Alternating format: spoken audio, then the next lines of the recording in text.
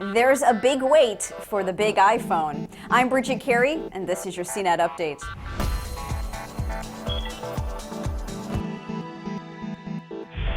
As with every iPhone launch, those that want to be the first to have it either have to stand in line at a store or stay up late a week before to pre-order online for delivery. But for many in the U.S., pre-ordering the iPhone 6 and 6 Plus early Friday morning proved to be a headache. Apple's website was down in the U.S. for about 2 hours when the pre-orders were set to begin at midnight Pacific, 3 a.m. Eastern. Many customers also complained on Twitter about problems ordering from Sprint and T-Mobile, although AT&T and Verizon seemed to handle the high traffic. The plus-sized iPhone 6 was the first to sell out of initial pre-order supply, with the wait time for delivery jumping to 3 to 4 weeks. Later Friday afternoon, there were still iPhone 6 models available for delivery on launch day. Even if you're not big into following Apple news, most people by now have heard about the new iPhone 6 models and the Apple Watch, but not everyone was aware of one smaller detail in Apple's announcement. Apple is giving away the latest U2 album to all iTunes users for free.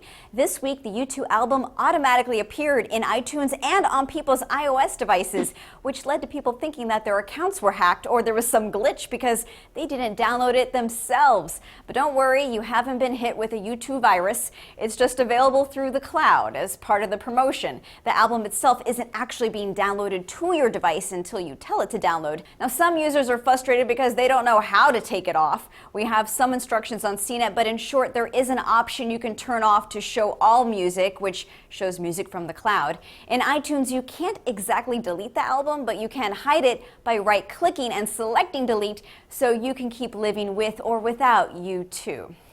When you're shopping to buy a memory card, most folks tend to buy a card that's anywhere between 8 and 128 gigabytes in size.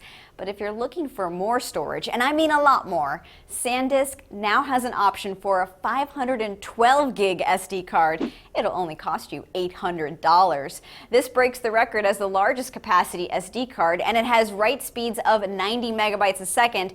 If you're a frequent Twitter poster, you may have heard the news that TwitPic is shutting down. But before the image hosting service goes offline on September 25th, be sure to upload your photos so you don't lose them. If you have many photos, TwitPic does have a backup tool to export all your files into a zip file. That's your Tech News Update. You can always find more at CNET.com and stay updated by subscribing to the podcast and following along on Twitter. From our studios in New York, I'm Bridget Carey.